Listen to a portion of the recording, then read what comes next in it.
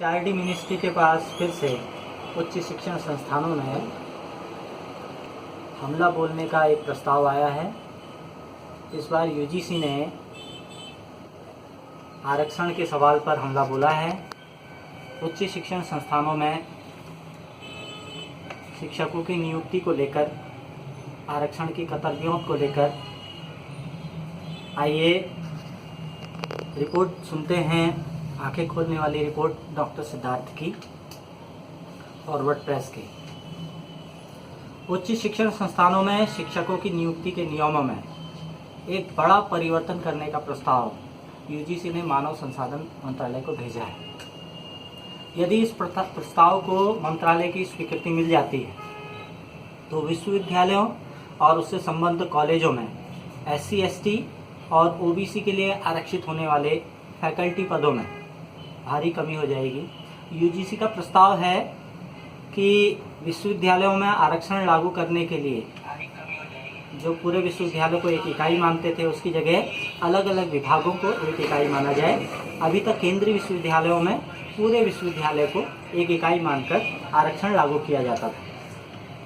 UGC के इस प्रस्ताव को यूजीसी से अनुदान पर 41 केंद्रीय विश्वविद्यालयों में रिक्त पड़े 5,997 पदों पर होने वाली नियुक्तियों से जोड़कर देखा जा रहा है।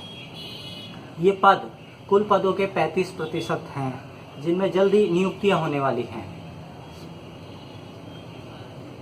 यदि विश्वविद्यालयों को इकाई मानते हुए ये आरक्षण जारी करने का नियम जारी रहता है तो कम से कम 30,000 के आसपास पदों पर ST, SC और OBC समुदाय से आने वाले शिक्षकों को नियुक्त करना बाध्यता होगी।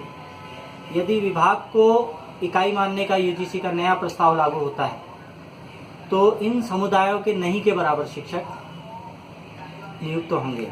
शिक्षा जगत, समाज और विशेष तौर पर बहुजन पर इसका कितना गंभीर और दूरगामी असर पड़ेगा, इसकी तो हम कल्पना कर सकते हैं बड़ी आसान। इन लगभग 6,000 पदों में 2,457 पद असिस्टेंट प्रोफेसर, 2,217 एसोसिएट प्रोफेसर और 1,098 पद प्रोफेसर के हैं। यदि विभागों को इकाई मानकर आरक्षण लागू किया जाता है तो इसका क्या असर पड़ेगा, इस संदर्भ में भारत सरकार में पूर्व सचिव रहे और इस मामले के विशेषज्ञ PS कृष्णन ने द इंडियन एक्सप्रेस से बात करते हुए कहा, इसके चलते इन संस्थानों में SC, ST और OBC आदिवासियों के जो शिक्षक हैं उनकी संख्या अत्यंत कम हो जाएगी। ज्ञातव्य है कि वैसे भी उच्च शिक्षण संस्थाओं में आरक्षित समुदायों के शिक्षकों की संख्या अत्यंत कम है, खासकर प्रोफेसर और एसोसिएट प्रोफेसर रीडर के पदों पर। इस संदर्भ में दीनदयाल उपाध्याय विश्वविद्यालय गोरखपुर में हिंदी विश्वविद्यालय के हिंदी विभाग के प्रोफेसर कमलेश गुप्त आंकड़ों का हवाला देकर के हमको बता रहे हैं कि उच्च शिक्षण संस्थाओं में एसोसिएट प्रोफेसर और कुलपति इसके रूप में ST, SC और OBC समुदाय के जो लोग हैं उनकी संख्या अत्यंत सीमित है। यूजीसी का जो प्रस्ताव है, यूजीसी द्वारा प्रस्तावित इस नई प्रक्रिया को सत्यवती कॉलेज के एसोसिएट प्रोफेसर रविंद्र गोयल चोर दरवाजे से आरक्षण की प्रक्रिया को खत्म करना मानते हैं। उनका कहना है कि सरकारों की यह हिम्मत तो नहीं है कि वो सीधे सीधे संवैधानिक तौर पर आरक्षण को खत्म कर दें, लेकिन वे इसके लिए ऐसे तरीके निकाल रही हैं जिससे आरक्षण व्यवहारिक तौर पर खत्म हो जाए या अत्यंत नगण्य हो जाए। यह प्रस्ताव इसी तरह का है। दलित विश्वविद्यालय के शिक्षक नेता को सुने, जो एकेडमिक काउंसिल के चुने सदस्य हैं, शशि शेखर सिंह। वो कहते हैं कि असल में यदि यूजीसी का प्रस्ताव लागू होता है तो विभिन्न विश्वविद्यालयों में बहुत सारे विभाग ऐसे होंगे जहां एक भी पद आरक्षित श्रेणी का नहीं होगा। दीनदयाल उपाध्याय के मध्यकालीन और आधुनिक इतिहास विभाग के प्रोफेसर चंद्रभूषण गुप्ता इसे आज के राजनीतिक हालातों से जोड़कर देखते हैं। उनका कहना है कि पिछले वर्षों में, खासकर 2014 के बाद राजनीति में जो परिवर्तन आया है उसमें उच्च जाति मानसिकता के संगठनों और व्यक्तियों का प्रभाव काफ़ी बढ़ गया है। वे आरक्षण को कभी सीधी चुनौती देते हैं तो कभी पीछे के रास्ते से आरक्षण को खत्म करने की कोशिश करते हैं। यूजीसी का यह प्रस्ताव इसी की एक कड़ी है। उच्च शिक्षा संस्थानों से दलित, आदिवासी और पिछड़े समुदाय के जो शिक्षक हैं उनको बाहर करने का उद्देश्य क्या है? उनको बाहर करने का उद्देश्य यह है कि ज्ञान विज्ञान के बौद्धिक केंद्रों पर उच्च जातियों का जो पूर्ण रूप से वर्चस्व है उसको फिर से बहाल किया जाए, उसको फिर से कायम किया जाए। अपने इस प्रस्ताव का आधार यूजीसी ने इलाहाबाद विश्वविद्यालय के एक निर्णय को बनाया है, जिसमें कि न्यायालय ने कहा कि आरक्षण की इकाई समग्र विश्वविद्यालय नहीं बल्कि विभाग होना चाहिए।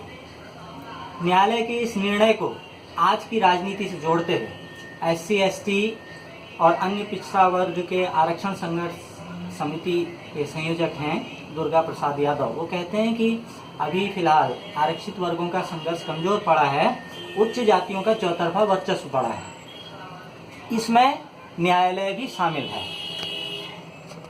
वे इलाहाबाद उच्च न्यायालय के इस निर्णय का एसटी, एससी पर, ओबीसी पर क्या प्रभाव पड़ेगा, इसके उदाहरण के रूप में अभी हाल में ही स्थापित हुई है सिद्धार्थ यूनिवर्सिटी। उसमें उसका उदाहरण दे रहे हैं कि उसमें कैसे नियुक्तियां हुई। वो बताते हैं कि इस विश्वविद्यालय में विभागों को इकाई मानकर नियुक्तियां हुई। असिस्टेंट प्रोफेसर, एसोसिएट प्रोफेसर और प्रोफेसर के कुल 84 पद विज्ञापित किए गए और इनमें मात्र एक पद ओबीसी के लिए आरक्षित है और शेष 83 पद वो सामान्य थे। यह उदाहरण सिद्धार्थ विश्वविद्यालय का है। इसकी जगह पर यादव बताते हैं कि यदि पहले की प्रणाली के आधार पर विश्वविद्यालय को एक इकाई माना जाता तो द्विजों का पूर्ण वर्चस्व कायम करने का जो एजेंडा है, इसके बजाय कम से कम 40 पद, इन 84 पदों में से 40 पद कम से कम एससी, एसटी और ओबीसी के हिस्से आ जाते हैं। तो यादव आगे बताते हैं कि इन सब का उद्देश्य क्या है कि नए सिरे से ये जो कोशिश है द्विजों का वर्चस्व, पूर्ण वर्चस्व हमारा कायम हो, इसको लाना। और वे यह कहना भी नहीं भूलते कि यदि समय रहते इसका एकजुट होकर पुरजोर विरोध नहीं किया गया तो आरक्षित वर्ग के शिक्षक भूले से ही